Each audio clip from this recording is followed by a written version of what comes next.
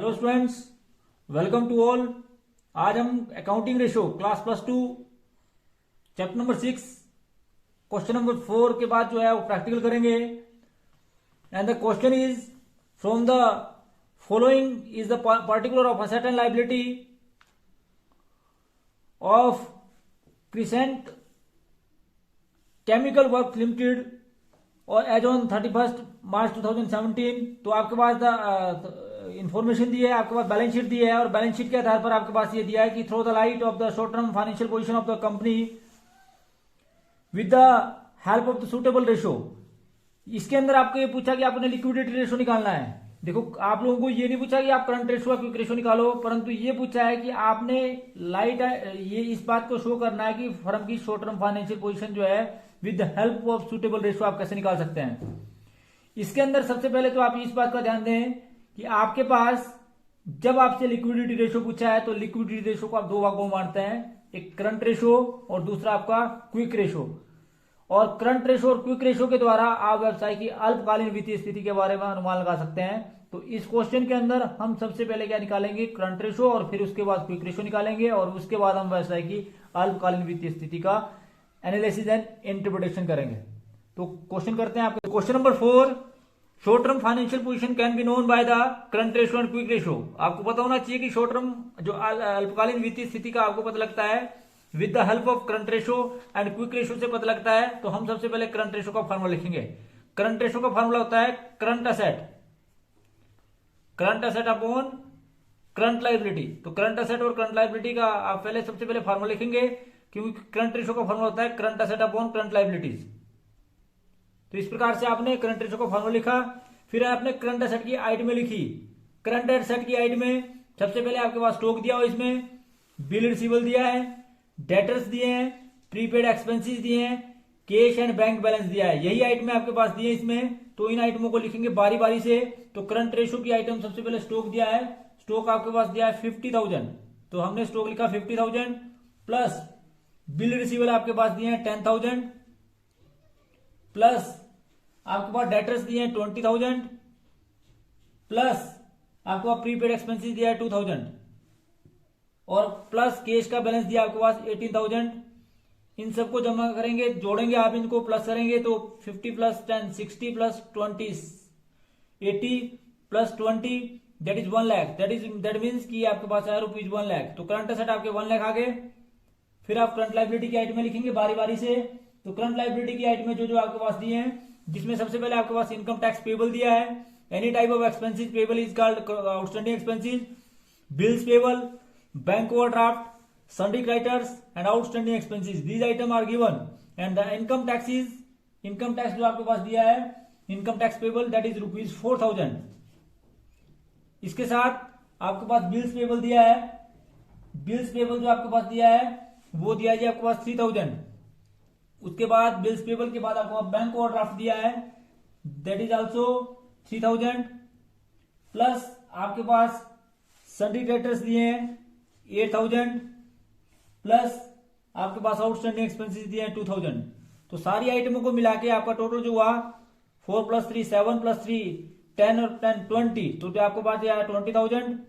और फिर आप करंट रेशो निकालेंगे। तो करंट रेशो का फॉर्मूला होता है current asset upon current liability that is rupees 1 lakh divided by rupees 20,000 that is 5:1। That means की the short term financial position is very very good, बहुत अच्छी है, मतलब एक्सीलेंट है दूसरे शब्दों में आप बोल सकते हैं, क्योंकि ये जो है फेयर रेशो से बहुत अधिक है। उसके बाद अगला जो है क्विक रेशो से हम इसका आंकलन करेंगे। तो हम क्विक रेशो में फार्मूला लगाते हैं quick asset upon current liability. आप सभी जानते हैं क्विक असेट जो बराबर होते हैं वो current asset minus stock minus prepaid expenses होते हैं। तो आपके पास करंट असेट है, करंट असेट आपने निकाले थे, वो आपके पास आए थे 1 लाख। 1 लाख में से आप स्टॉक घटाएंगे दैट इज 50,000 और आप प्रीपेड एक्सपेंसेस भी घटाएंगे और प्रीपेड एक्सपेंसेस आपके पास दिए हैं, प्रीपेड एक्सपेंसेस आपके पास इसमें दिए हैं 2,000। तो इसका मतलब है कि आपके पास आया, ये आपके पास आया, अगर इसको निकालेंगे आप 1 लाख में से 52,000 तो रुपीज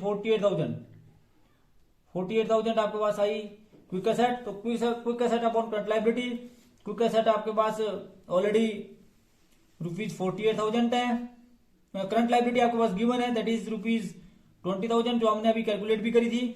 और क्विक रेशो का फॉर्मूला लिखेंगे। क्विक रेशो जो है वो होता है अपना quick asset upon current liability. Quick asset आपके पास 48,000 है और आपके पास करंट लायबिलिटी जो है वो 20,000 है। तो इसका मतलब है कि आप इसके बेस पे जब इसको निकालेंगे तो दैट इज 2.4:1। दैट मीन्स का it is also more than the fair ratio. तो as per the situation, as per the comment, it is concluded that the short term financial position of the company is very good. इसको बोल सकते हैं कि बहुत अच्छी है, क्योंकि ये दोनों ही जो है फेयर रेशो से अधिक है। करंट रेशो का फेयर रेशो जो आपका 2:1 होता है, that is more than the fair ratio. And quick ratio का फेयर रेशो 1:1 होता है, that is also more than the fair ratio.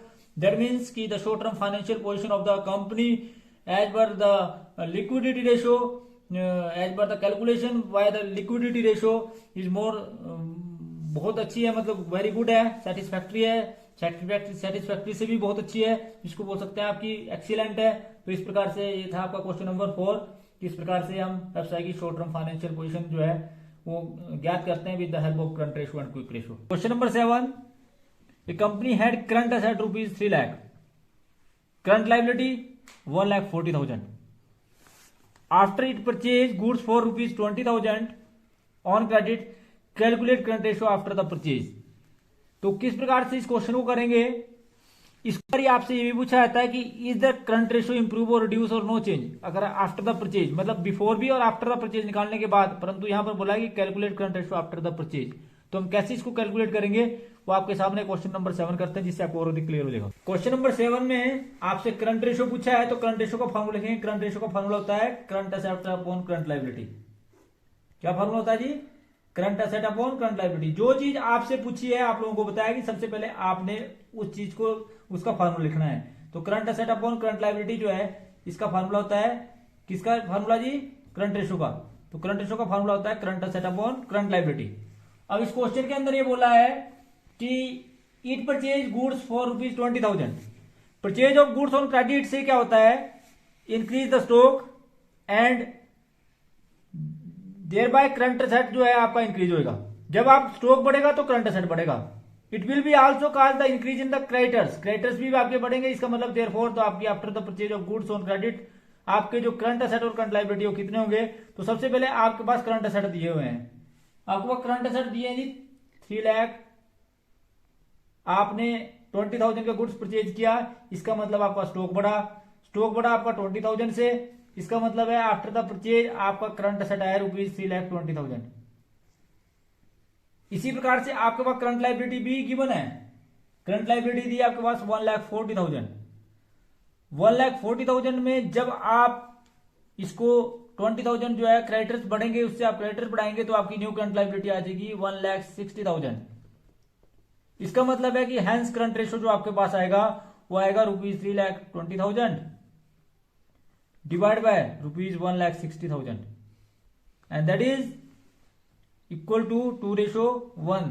That means कि आपका फेयर रेशो के बराबर आया। करंट रेशो जो है after the purchase of goods on credit, आपका करंट रेशो जो है वो रिड्यूस होगा, क्योंकि पहले आपका इतना बटा इतना था तो वो कुछ और थी, 2 पॉइंट समथिंग वैल्यू थी, जबकि अब आपके पास जो वैल्यू आई वो आई जी 2:1। इसका मतलब है कि after the purchase of goods on credit, if the question will be asked is the current ratio improve और रिड्यूस, तो आप क्लियर से इंडिकेशन है current ratio is reduce. When both current asset and current liability are increase, current ratio is reduce. तो इस प्रकार से ये था जी आपका क्वेश्चन नंबर 7। किस प्रकार से क्वेश्चन नंबर 7 आप करेंगे। में आपके पास करंट रेशो फिर पूछा है, तो current liability of a company were ₹1 lakh and current ratio is 2.5:1। After this it paid ₹25,000 to a creditors, calculate current ratio after the payment. तो किस प्रकार से जो आप इसको करेंगे, करंट रेशो इसमें पूछा है आफ्टर द पेमेंट, तो क्वेश्चन नंबर को बताया कि आप फार्मूला लिखेंगे। करंट रेशो का फार्मूला है आपका current asset upon current liability. बार बार फार्मूला लिखने का मतलब ये होता है कि आपको वो करते करते याद हो जाता है, जिससे बोलते हैं कि practice makes a man perfect. तो इसका मतलब है कि करंट रेशो का फार्मूला है current asset upon current liability. ध्यान रखें इस बात का कि जितनी ज्यादा आप प्रैक्टिस करते हैं उतना ज्यादा आपको फायदा होता है। इस बात का भी आप विशेष ध्यान रखें, क्योंकि कई बार आप इसको जब तक आपका कलम से आप उसको नहीं करते हैं या पेन से जब तक आप उसको नहीं करते हैं तब तक आपको लंबे समय तक याद नहीं रहता है। तो हमने करंट रेशो के फार्मूले में जो चीजें गिवन है उसको लिख लिया। करंट रेशो हमारे पास 2.5:1 दिया है, दैट मीन्स की current asset upon current liability, जिसमें करंट एसेट हमारे पास दिए नहीं है और करंट लायबिलिटी हमारे पास 1 लाख दी है। तो हमारे पास करंट एसेट की वैल्यू आ जाएगी इससे। तो करंट एसेट की वैल्यू आपके पास आएगी क्या जी, current asset is equal to 2.5 multiply by 1 lakh, that is ₹2,50,000। उसके बाद हमारे पास कंडीशन दी है कि current ratio after the payment ₹20,000।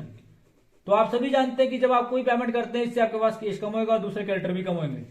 To a creditors is calculated is given ratio below, तो करंट एसेट आपके पास नहीं आएंगे। तो हमारे पास करंट एसेट जो है वो है जी 2,50,000।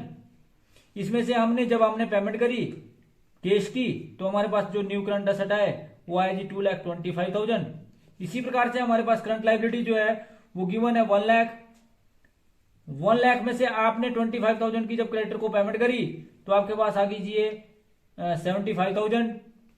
तो आपसे करंट रेशो पूछा है, तो करंट रेशो का फॉर्मूला होता है current asset upon current liability, that is 2,25,000 divide by 75,000 and the ratio is, the current ratio is जो आपके पास as per the calculation, after the calculation of this current ratio is 3:1। तो इस प्रकार से ये बोलते हैं कि आफ्टर द पेमेंट जो आपका न्यू करंट रेशो आया वो आपका 3:1 आया, जबकि पहले आपका रेशो क्या था 2.5:1। इसका मतलब है कि the value the current ratio is improve. Current ratio improve कैसे हुआ, when both current asset and current liability are decrease, that means कि करंट रेशो इज इंप्रूव। पिछले क्वेश्चन के अंदर आपने देखा था कि both current asset and current liability are increase, current ratio is reduce. When current asset and current liability are decrease, then current ratio is improve. तो आपसे इसी प्रकार से क्वेश्चन पूछे जाते हैं कि is the current ratio is improve और रिड्यूस। तो मैंने जैसे आपको बताया क्वेश्चन नंबर 6 और क्वेश्चन नंबर 5 में वही सारी बातें पूछी हैं, बारी बारी से अलग अलग आइटम देखे कि is the current ratio improve और रिड्यूस और नो चेंज। तो if the current asset and current liability are increase, then current ratio is reduce. If the current asset and current liability are decrease in this question, जैसे आपने देखा, तो current ratio क्या वो आपका improve हुआ। तो इस प्रकार से अगर आपसे क्वेश्चन भी पूछा हो कि is their current ratio improve, reduce और नो चेंज, तो आप उसका आंसर भी दे सकते हैं with the help of following formula and the value जो आपकी वो पुट की जाएगी और कैलकुलेशन करने के बाद आप करंट रेशो के बारे में बता सकते हैं कि इसमें इंप्रूव हुआ, रिड्यूस हुआ, नो चेंज हुआ। तो thanks for watching the video, please like, subscribe and comment on my channel. Thank you.